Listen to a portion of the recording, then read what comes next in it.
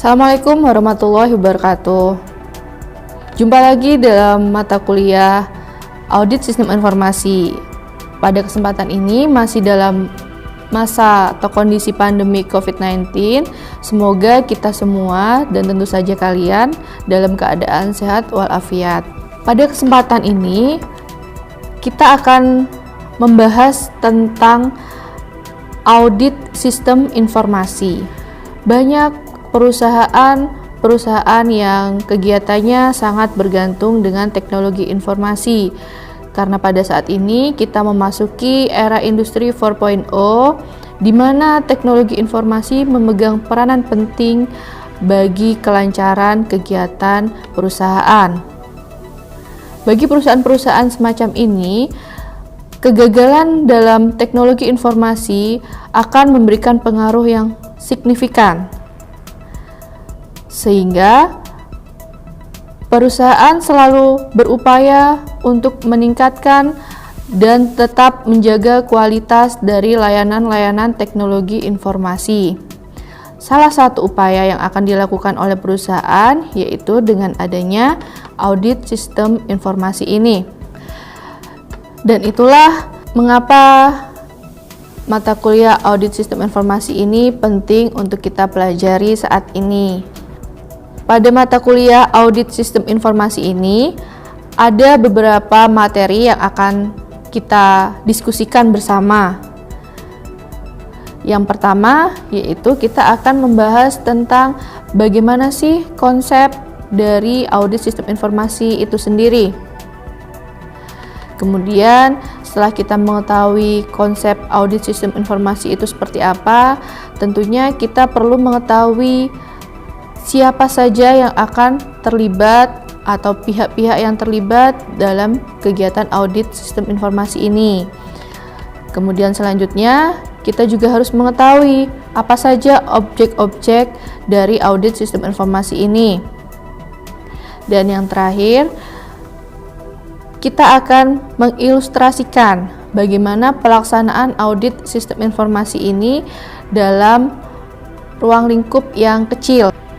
Setelah kita mengilustrasikan bagaimana pelaksanaan audit sistem informasi, kita akan membuat format atau mengetahui bagaimana format dari laporan audit sistem informasi, apakah sama atau berbeda dengan laporan audit pada umumnya.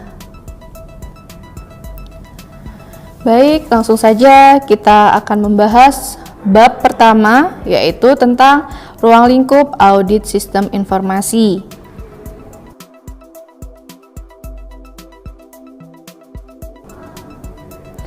Pada bab ini, saya harapkan kalian akan dapat memahami tentang konsep dari audit sistem informasi itu sendiri, mulai dari apa yang dimaksud dengan audit sistem informasi, kemudian apa saja yang menjadi cakupan dari audit sistem informasi, dan juga terkait dengan sasaran dan tujuan dilakukannya audit sistem informasi. Di sini kita nggak perlu kenalan lagi ya. Kalian sudah pada tahu dan sudah pada kenal dengan saya. Di situ ada alamat email saya untuk berdiskusi ataupun bisa menjadi media untuk pengumpulan tugas nantinya. Dan jika ada yang ingin ditanyakan terkait dengan mata kuliah audit sistem informasi, bisa kalian hubungi, bisa melalui email ataupun melalui nomor WA. Oke, sebelumnya sudah saya sampaikan bahwa pada mata kuliah audit sistem informasi ini ada beberapa materi yang akan saya sampaikan. Di antaranya Yang pertama yaitu tentang ruang lingkup audit sistem informasi. Kemudian ada siapa-siapa yang nantinya akan terlibat dalam pelaksanaan audit sistem informasi ini. Kemudian apa yang menjadi objek dari audit sistem informasi ini juga harus kita ketahui, dan juga tentunya nanti kita akan mengilustrasikan terkait dengan konsep dari pelaksanaan audit sistem informasi.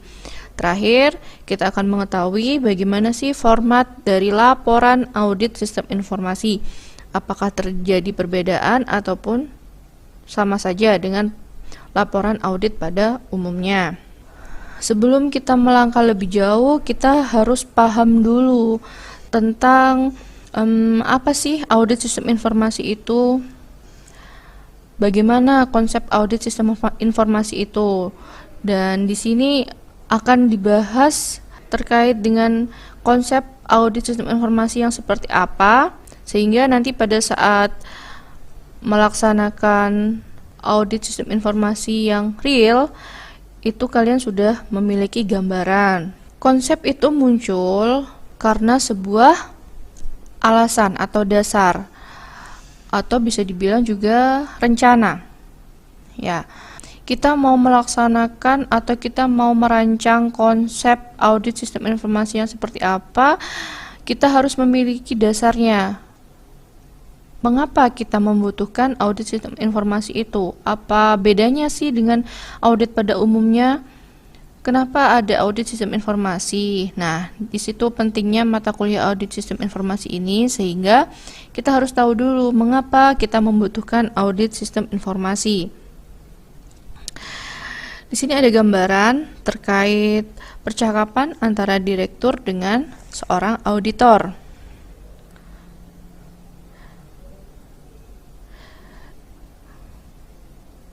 Gambarannya seperti ini.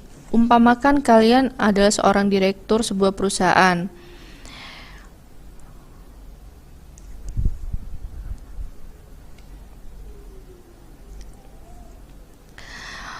Kalian berusaha meminta tolong karena kalian tidak mungkin melaksanakan audit secara personal, dan juga kenapa kok tidak mungkin? Karena kalian mungkin saja tidak begitu mengerti tentang teknologi informasi, dan juga saya rasa kalau kalian sebagai seorang direktur juga nggak punya waktu ya untuk melaksanakan audit sistem informasi ini.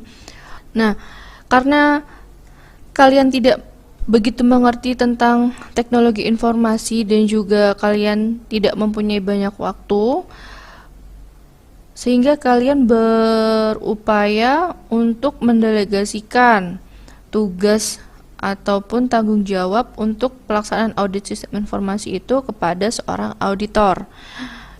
Kenapa? Karena auditor di sini cukup memahami tentang teknologi informasi dan juga banyak sekali pengalamannya, sehingga nantinya pelaksanaan audit itu akan berjalan secara objektif dan juga independen. Nah, ini tidak lazim bagi manajemen di tingkat strategis, baik itu direktur dan komisaris, untuk terjun memeriksa teknologi informasi secara langsung dan terperinci. Selain tidak dapat mengalokasikan waktu yang cukup, juga bisa dikatakan kurang memiliki pemahaman luas dan cukup detail mengenai teknologi informasi. Ibaratnya gampangnya seperti ini. Jika kalian tidak memiliki kompetensi terhadap suatu bidang, sedangkan ada orang lain yang lebih menguasai dan lebih memahami terhadap bidang itu, kenapa tidak mendelegasikan tugas dan tanggung jawabnya kepada orang yang lebih memahami dan juga lebih berpengalaman. Nah, ini oleh karena itu tugas tersebut didelegasikan kepada auditor yang memahami teknologi informasi, cukup berpengalaman dan dapat melakukan penilaian secara objektif. Kembali lagi, kenapa sih kita membutuhkan audit sistem informasi itu? Karena Di Indonesia saat ini banyak perusahaan-perusahaan yang sangat bergantung dengan teknologi informasi untuk melaksanakan kegiatan-kegiatan operasionalnya. Dan bagi perusahaan-perusahaan seperti ini, kegagalan teknologi informasi itu akan menyebabkan kerugian yang signifikan. Sehingga kelancaran teknologi informasi sangat berperan dalam mendukung perusahaan. Mengapa kelancaran teknologi informasi di sini memegang peranan penting dalam perusahaan? Karena nantinya layanan-layanan teknologi informasi ini diharapkan akan tetap berjalan tanpa masalah dan juga dapat diandalkan di waktu yang akan datang. Nah, hasil penilaian yang baik dari auditor itu dapat memberikan manajemen puncak rasa aman atau semacam jaminan yang cukup kuat bahwa teknologi informasi telah berjalan baik dan akan dapat diandalkan di waktu yang akan datang. Jadi, ketika permasalahan dalam sistem informasi ataupun yang terkait dengan teknologi informasi sudah diserahkan tanggung jawabnya kepada orang yang lebih berkompeten dan lebih berpengalaman, maka manajemen puncak itu merasa kedepannya kegiatan operasional tidak akan ada masalah karena didukung dengan layanan-layanan teknologi informasi yang sudah dilaksanakan pemeriksaan secara rutin. Jika terdapat masalah-masalah potensial, auditor itu dapat memberikan usulan-usulan di bagian rekomendasi laporan audit untuk mengatasinya. Jadi kaitannya dengan yang di atas atau kaitannya dengan pelaksanaan audit sistem informasi ini, nantinya manajemen puncak akan mendapatkan informasi terkait dengan kondisi dari layanan teknologi informasi yang ada di perusahaannya. Karena setelah dilaksanakan pemeriksaan terdapat masalah-masalah yang signifikan atau masalah-masalah yang potensial, perusahaan harus secepatnya untuk mengatasi permasalahan tersebut sesuai dengan rekomendasi yang diberikan oleh auditor. Nah, di sini ada sebuah software, yaitu Software Capability Maturity Model atau CMMSW yang dirilis oleh Software Engineering Institute tahun 1991 di Amerika Serikat. Software ini dikembangkan sebagai alat ukur software developer yang diharapkan dapat membedakan antara software developer yang matang dengan software developer yang kurang matang.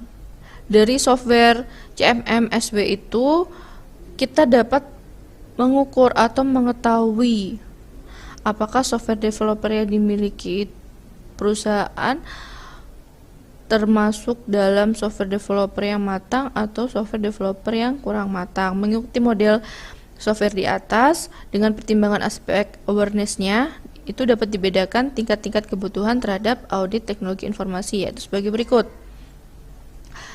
Audit teknologi informasi belum perlu dilakukan. Audit teknologi informasi dilakukan karena sebuah kewajiban, dan audit teknologi informasi dilakukan karena dianggap bermanfaat. Oke, kita akan bahas satu-satu. Audit teknologi informasi belum perlu dilakukan. Mengapa demikian? Atau maksudnya bagaimana ya?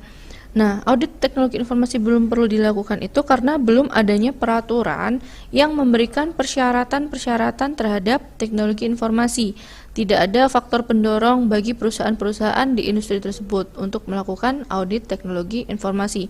Sehingga tergantung pada masing-masing perusahaan apakah mau melakukannya atau tidak. Jadi di sini audit teknologi informasi ini belum perlu dilakukan karena yaitu tadi perusahaan belum merasa bahwa audit teknologi informasi ini belum perlu dilakukan karena tidak adanya peraturan-peraturan terkait dengan persyaratan-persyaratan terhadap teknologi informasi. Perusahaan dan manajemen belum memiliki kebutuhan terhadap audit teknologi informasi atau sudah mulai merasakan kebutuhan tersebut, namun berdasarkan pertimbangan finansial, operasional, dan sebagainya, diputuskan bahwa audit teknologi informasi belum dilakukan untuk sementara. Ya, karena perusahaan belum butuh, pertimbangannya karena mungkin dan sebagian perusahaan di Indonesia masih berada pada tingkat ini.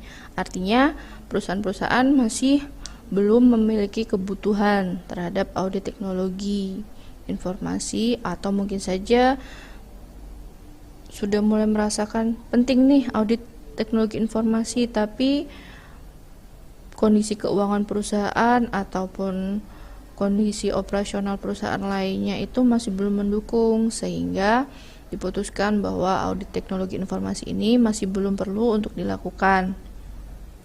Kemudian yang kedua, audit teknologi informasi dilakukan karena kewajiban. Bedanya apa dengan audit teknologi informasi belum perlu dilakukan? Kalau audit teknologi informasi dilakukan karena kewajiban, itu berarti perusahaan dan manajemen melakukan audit teknologi informasi karena ada persyaratan dari peraturan perundangan atau regulasi dari badan regulator. Artinya, peraturan perundangan tentang audit teknologi informasi ini sudah ada, sehingga perusahaan perlu ataupun merasa wajib untuk melakukan audit teknologi informasi ini. Pada tingkat ini, audit dilakukan karena keterpaksaan dan keharusan. Artinya, dengan adanya audit, perusahaan menjadi memenuhi persyaratan dan atau lolos dari sanksi. Karena keterpaksaan dan keharusan di sini maksudnya ya karena adanya peraturan itu tadi. Karena adanya peraturan, meskipun kondisi perusahaan, baik itu kondisi keuangan maupun kondisi operasionalnya tidak mendukung, tapi perusahaan harus tetap melakukan audit teknologi informasi untuk bisa lolos dari sebuah sanksi. Artinya perusahaan agar tidak dikenakan sanksi. Sebagian perusahaan di Indonesia ada pada tingkat ini karena sudah terdapat regulasi industri yang mensyaratkan audit teknologi informasi, misalnya industri perbankan. Jadi di industri perbankan itu wajib untuk melaksanakan audit teknologi informasi. Nah, yang ketiga, audit teknologi informasi ini dilakukan karena dianggap akan bermanfaat. Audit teknologi informasi dilakukan karena adanya kebutuhan bagi manajemen puncak untuk mendapatkan reasonable assurance atau satu tingkat di bawah jaminan 100%. Jadi bedanya dengan audit sebelum-sebelumnya, di sini perusahaan sudah merasakan manfaat dari audit teknologi informasi, sehingga perusahaan akan secara rutin melaksanakan audit teknologi informasi ini. Karena proses-proses teknologi informasi dan segala macam kontrolnya berjalan dengan baik, dan pada akhirnya audit teknologi informasi ini akan mendukung pencapaian objektif perusahaan. Konklusi audit mengenai teknologi informasi perusahaan dapat memberikan semacam jaminan bagi manajemen puncak bahwa dukungan teknologi informasi kepada perusahaan itu sudah baik. Selain itu, audit teknologi informasi juga dapat memberi rekomendasi untuk meningkatkan kualitas proses dan kontrol TI karena dirasa bermanfaat dan akan meningkatkan kualitas ataupun dapat mencapai tujuan perusahaan. Makanya audit teknologi informasi ini harus dilakukan. Tapi tidak banyak perusahaan yang sudah berada pada tingkat ini. Nah, tadi kita sudah berbicara mengenai mengapa sih kita membentukkan audit sistem informasi, apa sih bedanya dengan audit pada umumnya. Kita harus tahu dulu definisi audit menurut ISACA. Perlu kalian ketahui, ISACA merupakan lembaga terkemuka di bidang sistem informasi yang mengembangkan referensi pengetahuan dan best practice. Nah, sebelumnya ISACA ini merupakan singkatan dari Information System Audit and Control Association. Namun sekarang hanya singkatannya saja yang digunakan untuk mencerminkan cakupannya yang bukan hanya audit dan kontrol, namun lebih luas lagi di bidang tata kelola teknologi informasi. Berikut ini merupakan definisi audit menurut ISACA. Audit is a systematic process by which a competent, independent person objectively obtains and evaluates evidence regarding assertion about an economic entity or even for the purpose of forming an opinion about and reporting on the degree to which the assertion conforms to an identified set of standards. Itu definisi audit menurut ISACA. Sudah ada gambaran? Kalau yang selanjutnya ini merupakan pengertian dari audit sistem informasi menurut ISACA. Information system audit is any audit that encompasses review and evaluation, wholly or partly, of automated information processing system, related non-automated process, and the interface between them. Saya tahu kalian pusing membacanya. Oke, saya langsung berikan definisi menurut ISACA versi bahasa Indonesia. Audit adalah sebuah proses sistematik yang dilakukan oleh auditor secara objektif untuk mengumpulkan dan mengevaluasi bukti terkait dengan asersi dari suatu entitas atau kejadian dengan tujuan untuk membuat opini atau kesimpulan mengenai kepatuhan objek audit terhadap suatu kriteria atau standar. Dari definisi ini, saya harap kalian sudah memiliki gambaran ya, mengapa kita harus melaksanakan audit. Oke. Kemudian definisi audit sistem informasi secara spesifik bertujuan untuk mengetahui apakah sistem informasi sudah mematuhi peraturan perundangan, kontrak, atau panduan industri. Apakah data sudah cukup terjaga ketersediaan, integritas, dan kerahasiaannya, serta apakah kegiatan operasional sistem informasi sudah efektif dan efisien. Di sini,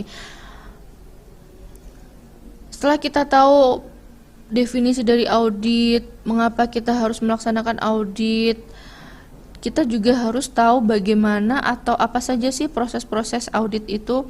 Proses audit itu mencakup perencanaan, pemeriksaan, dan pengumpulan hal-hal yang dapat menjadi barang bukti, pelaksanaan, evaluasi, pembuatan pernyataan atau opini dalam laporan mengenai kepatuhan terhadap kriteria atau standar, pemantauan selanjutnya, dan implementasi rekomendasi audit.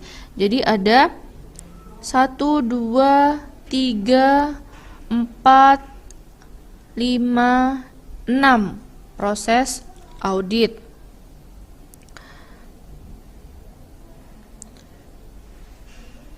Nah, kriteria atau standar di sini akan menjadi patokan dalam pelaksanaan audit. Pemilihan kriteria harus dilakukan secara cermat dan memiliki justifikasi yang kuat. Kriteria yang dapat digunakan itu terbagi menjadi, yang pertama ada kriteria internal. Yang dimaksud kriteria internal itu yaitu acuan internal perusahaan yang telah ada dan kriteria yang didefinisikan sendiri. Kemudian yang kedua ada kriteria eksternal. Yang dimaksud kriteria eksternal di sini adalah peraturan perundangan dan peraturan regulator terkait teknologi informasi serta best practice standards. Mengapa ada kriteria atau standar? Ya karena nanti jika ada pertanyaan mengapa audit dilaksanakan secara manual ataupun audit dilaksanakan secara computerized, itu nantinya akan menjadi jawaban dan juga akan menjadi acuan berdasarkan kriteria yang sudah ada atau yang sudah ditentukan sebelumnya. Nah, bagaimana sih kriteria audit yang berkualitas itu? Pastinya kriteria audit yang berkualitas itu harus relevan. Artinya, kriteria yang digunakan itu harus terkait langsung dengan area yang diaudit. Contohnya, pemilihan kriteria yang kurang relevan adalah pemilihan kriteria dari ISO atau IEC 27002 untuk memeriksa manajemen risiko, ataupun contoh lainnya yaitu kriteria-kriteria dari The Open Group Architecture Framework atau TOGAF sebagai kriteria untuk memeriksa software requirement, padahal TOGAF adalah framework atau kerangka kerja untuk arsitektur informasi. Jadi, kriteria audit yang berkualitas itu harus relevan atau sesuai atau terkait langsung dengan apa yang akan diaudit. Kemudian yang kedua kriterianya yaitu kriteria audit yang berkualitas harus kredibel. Kredibilitas di sini mengacu kepada seberapa meyakinkannya kriteria serta tingkat keahlian dan keterpercayaan atau keterandalan dari sumber. Kriteria atau standar yang dirilis oleh organisasi yang independen, terkenal, dan dapat dipercaya itu akan dianggap sebagai kriteria yang kredibel. Contohnya, standar yang dikeluarkan oleh ISACA yang antara lain mengeluarkan standar-standar SP 800 serta International Organization for Standardization yang mengeluarkan standar-standar ISO. Nah, kriteria-kriteria semacam itu dianggap sebagai standar dengan kredibilitas yang cukup tinggi. Kriteria audit yang berkualitas yang ketiga yaitu terbaru. Artinya, kriteria yang digunakan harus masih berlaku dan sesuai dengan kondisi saat ini. Hal ini sangat penting untuk peraturan perundangan, di mana cukup sering terjadi persyaratan dalam peraturan perundangan yang selalu mengalami perubahan-perubahan, ataupun misalnya di kriteria atau standar sebelumnya itu atau standar yang lama itu ada pasal 1 ayat 3, tapi pada kriteria atau standar saat ini pasal 1 ayat 3 tadi diganti, dirubah atau direvisi atau bahkan dihilangkan. Nah, jadi kriteria audit yang berkualitas di sini salah satu persyaratannya harus terbaru. Atau contoh lainnya misalnya peraturan OJK nomor 38/POJK .03/2016 tentang penerapan manajemen risiko dalam penggunaan teknologi informasi oleh Bank Umum atau POJK MRTI yang menggantikan PBI nomor 9/15/PBI/2007. Kriteria audit yang berkualitas selanjutnya yaitu harus lengkap. Aspek yang diaudit akan memiliki atribut-atribut yang mewakili atau melekat pada aspek itu. Atribut-atribut tersebut diaudit untuk mendapatkan gambaran lengkap dari aspek yang direpresentasikan. Agar didapatkan hasil evaluasi yang menyeluruh terhadap aspek yang diaudit, semua atribut perlu diaudit. Semua atribut dari aspek yang diaudit perlu diperiksa karena bisa jadi hasil pemeriksaan dari salah satu atribut itu mempengaruhi opini audit. Misalnya, audit terhadap aspek integritas itu hanya memeriksa validitas dan keakuratan data, namun tidak mencakup pemeriksaan terhadap kebenaran pemrosesan, identifikasi, autentikasi, otorisasi, dan akuntabilitas. Sehingga audit terhadap aspek integritas ini bisa jadi dikatakan kurang lengkap atau auditnya masih kurang bagus kualitasnya. Kriteria audit yang berkualitas selanjutnya yaitu valid. Valid berarti memiliki basis yang kuat berdasarkan fakta atau logika. Kriteria yang valid akan benar-benar cocok atau sesuai dengan konsep atau hal yang mau dinilai. Misalnya, akuntabilitas akan menjadi kriteria yang valid untuk audit keamanan jaringan namun kurang tepat sebagai kriteria untuk kinerja jaringan.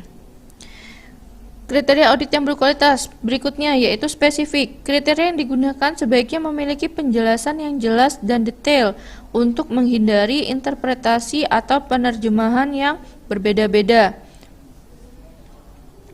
Sebagai contoh, salah satu peraturan dari regulator mensyaratkan dilakukannya sistem performance review. Namun tidak ada penjelasan lebih rinci mengenai faktor-faktor yang termasuk dalam kategori performance. Tidak adanya penjelasan lebih jauh tersebut membuka peluang terhadap interpretasi bebas mengenai aspek-aspek performance yang diperiksa. Bisa jadi pihak yang diaudit itu berpikir bahwa evaluasi terhadap sistem uptime sebagai salah satu pengukuran dalam manajemen ketersediaan sistem sudah cukup. Sementara, auditor beranggapan bahwa pengukuran terhadap throughput, response time, dan pengukuran-pengukuran lain juga harus tercakup karena merupakan bagian dari performance. Nah, perbedaan interpretasi ini dapat berkembang menjadi pertentangan ataupun perselisihan yang sebenarnya bisa dihindari jika kriteria dari regulator itu spesifik dan jelas atau disepakati sejak awal. Kriteria audit yang berkualitas harus realistis. Kriteria perlu bersifat realistis dan dapat dicapai. Kadang-kadang kriteria yang dipilih terlalu ideal dan tidak cocok untuk diterapkan pada objek audit. Untuk itu, bisa dilakukan modifikasi terhadap kriteria, termasuk pengurangan ataupun penambahan kriteria. Contohnya, pada saat mengaudit perusahaan menengah kecil, persyaratan aplikasi COVID-5 untuk keberadaan IT Strategi Komite atau disebut Strategi Eksekutif Komite dapat diadaptasi menjadi tercakupnya fungsi dan tugas-tugas IT Strategi Komite dalam fungsi dan tugas-tugas IT Steering Komite. Kurang realistis jika dipaksakan untuk ada 2 komite dalam suatu perusahaan kecil. Kriteria audit yang terakhir yaitu terukur. Kriteria perlu dapat diukur untuk mengetahui terpenuhi atau tidaknya kriteria tersebut. Pengukuran sebaiknya bersifat kuantitatif objektif yang terfasilitasi dengan alat bantu atau tools. Jika bersifat kualitatif atau subjektif, pengukuran seharusnya tetap memiliki reliabilitas atau keandalan yang baik, dalam arti penilaian atau pengukuran oleh pihak yang berbeda memberikan hasil pengukuran yang konsisten. Itu tadi kriteria-kriteria audit yang berkualitas. Kemudian kita masuk ke IT Assurance Framework. Apa sih IT Assurance Framework ini? IT Assurance Framework di sini kerangka kerja yang akan menjelaskan di mana posisi audit teknologi informasi dalam kerangka kerja assurance secara keseluruhan. Ada 3 lini pertahanan dalam kerangka kerja assurance. Lini pertahanan pertama yaitu manajemen operasional. Mengapa manajemen operasional menjadi lini pertahanan pertama? Adapun tanggung jawab dari manajemen operasional yaitu memastikan proses-proses teknologi informasi berjalan secara efektif dan efisien.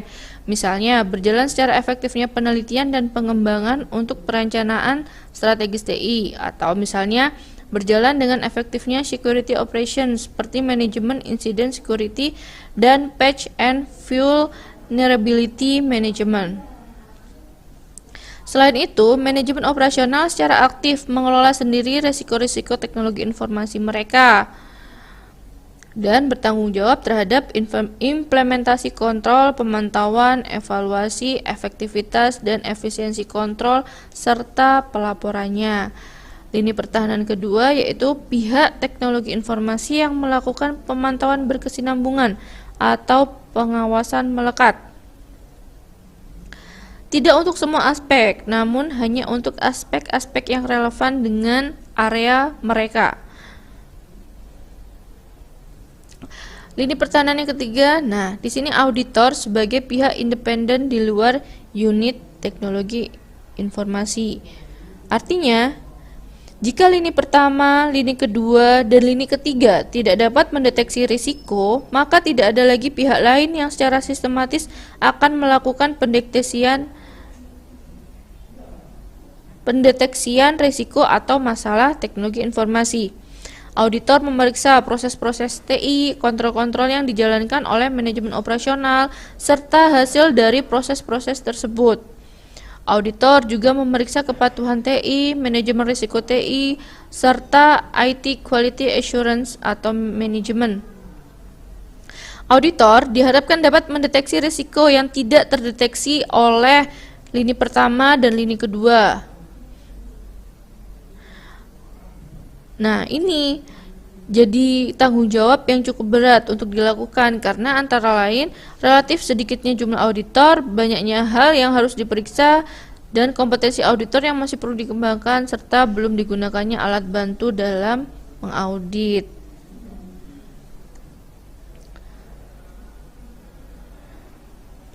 Nah, kita masuk ke pelaksanaan audit. Pelaksanaan audit ini dapat dilakukan oleh first party audit, second party audit, atau third party audit. Jadi saya kasih gambaran dulu siapa saja yang akan melakukan audit ini. First party audit di sini yang dimaksud adalah pihak internal. Ya, first party audit adalah pihak internal. Kalau second party audit itu adalah pihak eksternal atau pihak terkait yang memiliki kepentingan tertentu terhadap perusahaan. Sebagai contoh, sebuah bank yang menggunakan layanan suatu penyedia pusat data atau data center ingin mendapatkan assurance pelayanan bahwa penyedia pusat data tersebut dapat mendukung bank daerah secara efektif dan efisien. Bank tersebut menginginkan assurance yang lebih independen daripada sekedar laporan audit yang dikeluarkan oleh unit audit internal dari penyedia pusat data. Oleh karena itu, bank tersebut meminta agar unit audit internal dari bank untuk mengaudit penyedia pusat data atau menggunakan jasa auditor dari luar bank tersebut. Audit oleh bank tersebut kepada penyedia pusat data digolongkan sebagai second party audit. Ya, audit oleh bank kepada penyedia pusat data itu digolongkan sebagai second party audit. Oke. Audit terhadap pusat data juga dapat diminta oleh holding company atau perusahaan induk dari bank itu. Misalnya perusahaan-perusahaan Malaysia pemilik bank-bank Indonesia. Nah, yang dimaksud dengan third party audit di sini adalah pihak yang independen. Misalnya oleh regulator atau pihak penyedia sertifikasi. Misalnya audit untuk sertifikasi ISO. Nah, setelah kita tahu dari awal mengapa kita harus melaksanakan audit sistem informasi dan tujuannya itu apa, kita melaksanakan audit sistem informasi. Selanjutnya kita harus tahu cakupan atau lingkup yang diperiksa oleh auditor teknologi informasi. Nah, jadi ini merupakan lingkup atau cakupan yang akan diperiksa oleh auditor TI. Berbeda ya dengan pada auditor pada umumnya. Kalau auditor TI, kita memeriksa proses-proses TI-nya, kontrol-kontrolnya, hasil dari proses-proses TI, kepatuhan TI, manajemen risiko TI, dan juga IT quality assurance. Oke. Jadi segala sesuatu yang berhubungan dengan TI. Oke. Apakah auditor TI langsung memastikan bahwa proses-proses TI dan semua staf TI sudah mengikuti kebijakan dan prosedur TI? Nah, maksudnya di sini apakah termasuk dalam lingkup yang akan diperiksa oleh auditor TI? Ada yang bisa jawab? Apakah auditor TI langsung memastikan bahwa proses-proses TI dan semua staf TI sudah mengikuti kebijakan dan prosedur TI? Auditor TI tidak langsung bertugas memastikan bahwa proses-proses TI dan semua staf TI mengikuti kebijakan dan prosedur TI. Karena sebenarnya itu adalah tugas dari pimpinan unit TI. Ya. Untuk memeriksa dan memastikan proses-proses TI dan kontrol-kontrolnya itu adalah tugas dari pimpinan unit TI. Lalu tugasnya auditor TI apa, Bu? Kan tadi di atas disebutkan bahwa lingkup yang diperiksa oleh auditor TI itu adalah proses-proses TI, kontrol-kontrolnya, dan lain sebagainya. Auditor TI di sini memeriksa apakah pimpinan unit TI itu sudah memastikan bahwa proses-proses TI dan semua staf TI itu mengikuti kebijakan dan prosedur TI. Setelah itu, auditor memeriksa apakah proses-proses TI benar telah mengikuti kebijakan dan prosedur TI. Terakhir, auditor TI memeriksa apakah hasil dari proses-proses TI tersebut juga sudah sesuai dengan kebijakan dan prosedur TI. Oke. Nah, di sini tujuan dari perencanaan audit tahunan atau audit TI. Tujuan yang pertama yaitu mendeteksi permasalahan-permasalahan besar atau utama. Ada banyak objek yang dapat diaudit, sedangkan waktu dan sumber daya yang dimiliki unit audit itu terbatas. Oleh karena itu, perlu diseleksi objek yang penting yang akan diperiksa, urutan pemeriksaannya, dan frekuensi auditnya dalam setahun. Artinya jadwal pelaksanaan auditnya, termasuk menentukan audit yang direncanakan untuk dilakukan di tahun berikutnya itu audit dalam objek atau dalam hal apa. Nah, waktu setahun itu harus cukup untuk mengaudit semua hal yang ditetapkan untuk diaudit. Jika terlalu banyak audit dalam waktu setahun dan juga auditornya terlalu sedikit, maka hasil auditnya akan kurang optimal. Ya.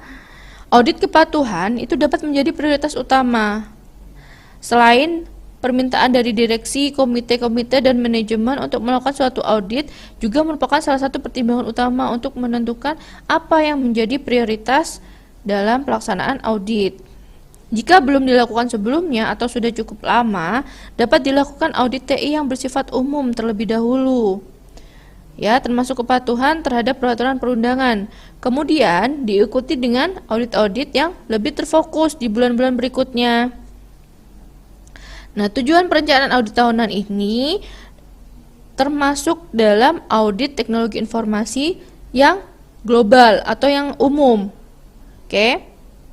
Tujuannya yang pertama yaitu mendeteksi permasalahan-permasalahan besar atau utama. Tujuan yang kedua yaitu mendapatkan kesan secara keseluruhan. Dan tujuan terakhir, mengetahui ranah-ranah atau proses-proses yang perlu diaudit dengan lebih detail. Setelah audit TI umum dilakukan, audit lanjutan terhadap objek-objek yang direkomendasikan untuk diperiksa oleh audit TI umum tersebut. Jadi selain yang tadi audit TI secara umum, baik itu proses-proses, teknologi informasi, kontrol-kontrolnya, kemudian kepatuhan teknologi informasi, manajemen risiko TI, juga dilakukan audit lanjutan yang direkomendasikan untuk diperiksa oleh audit TI umum tersebut. Umumnya layanan-layanan TI yang utama menjadi fokus dan memiliki prioritas yang utama dan diaudit di awal atau tengah tahun biasanya audit layanan-layanan TI yang utama ini. Nah, untuk objek-objek tertentu yang dapat prioritas tinggi, audit dilakukan secara rutin dan bahkan dapat dilakukan audit secara terus-menerus dengan menggunakan alat bantu. Setelah itu, layanan-layanan TI yang bersifat pendukung itu mendapatkan prioritas di bawah layanan-layanan TI yang utama. Dan biasanya dilakukan pada pertengahan atau akhir tahun. Kalau layanan TI yang umum tadi biasanya dilakukan pada awal sampai tengah tahun. Kalau yang pendukung itu biasanya tengah sampai akhir tahun. Nah, objek-objek yang mendapat prioritas audit rendah ini bisa ditetapkan untuk diaudit dalam 2 tahun sekali. Oke. Nih.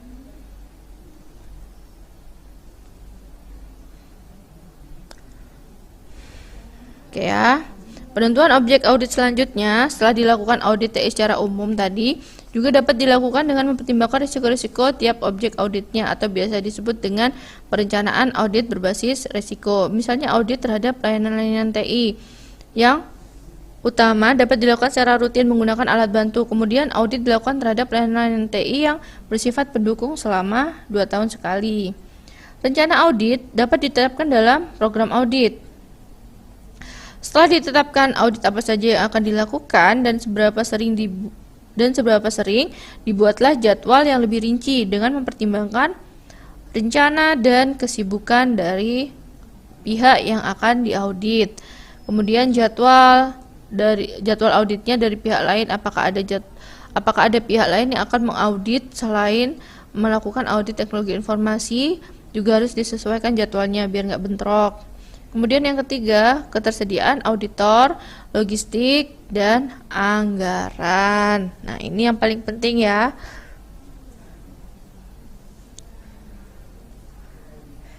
Nah, tadi sudah kita bahas sedikit-sedikit. Kemudian ada pertanyaan. Apakah sama atau tidak perencanaan audit jaringan dengan perencanaan audit pengembangan sistem? Perencanaan audit jaringan akan berbeda dengan perencanaan audit pengembangan sistem. Perencanaan khusus untuk masing-masing objek itu nggak akan dibahas di sini, tapi tahapan-tahapan secara umum akan dibahas pada bab pelaksanaan audit selanjutnya.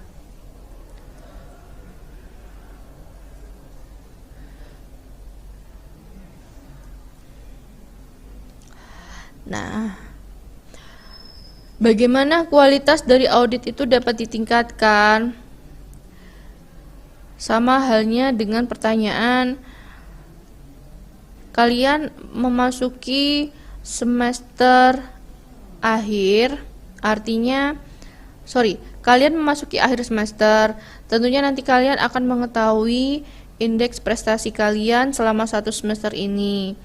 Nah, bagaimana caranya untuk meningkatkan indeks prestasi kalian di semester yang akan datang? Salah satunya yaitu dengan evaluasi. Jadi kalian harus mengevaluasi di semester sebelumnya apa yang kalian rasakan, apa yang harus kalian rubah, apa yang harus kalian hilangkan.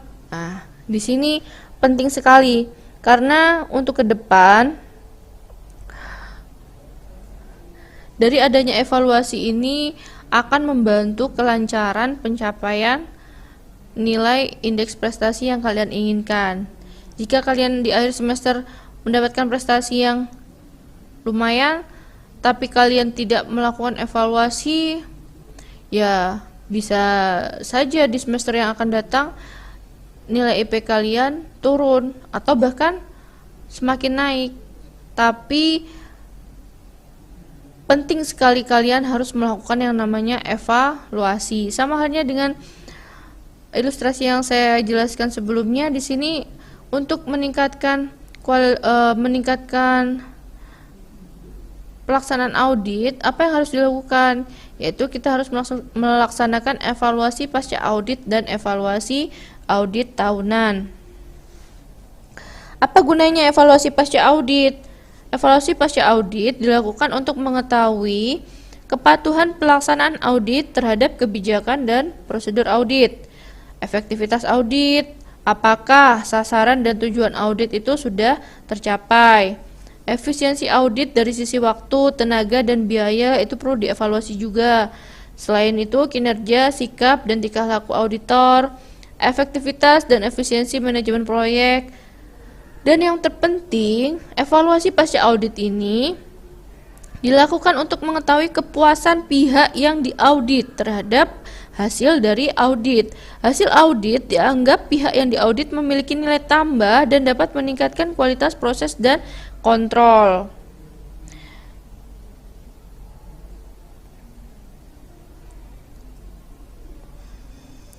Oke, jadi kepuasan pihak yang diaudit terhadap hasil audit yang dimaksud di sini itu jika hasil audit kita atau hasil audit yang dilakukan auditor itu dianggap memiliki nilai tambah dan dapat meningkatkan kualitas proses dan kontrol manajemen.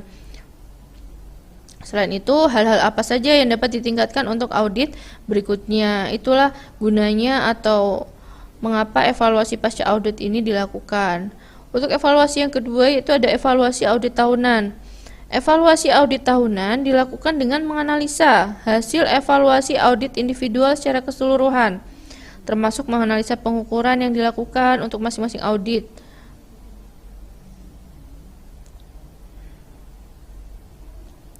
Oke,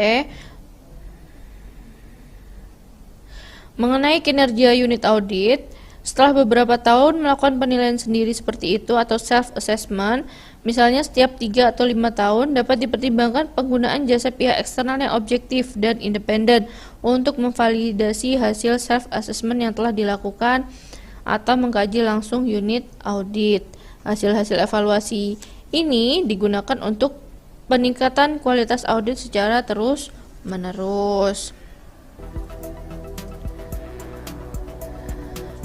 Dan terima kasih sudah selesai untuk bab pertamanya tentang ruang lingkup dari audit sistem informasi ini. Oke, gimana? Kalian sudah ada gambaran ya tentang konsep audit sistem informasi itu sendiri? Untuk lebih jelasnya, dan kita akan berdiskusi lebih dalam lagi tentang lingkup ataupun cakupan dari audit sistem informasi yang lain, bisa kalian download terlebih dahulu BKPM yang sudah terlampir di e-learning Poly-J. Kita akan berdiskusi lebih dalam lagi, jangan segan-segan untuk bertanya apapun tentang audit sistem informasi. Sampai jumpa lagi dalam perkuliahan berikutnya.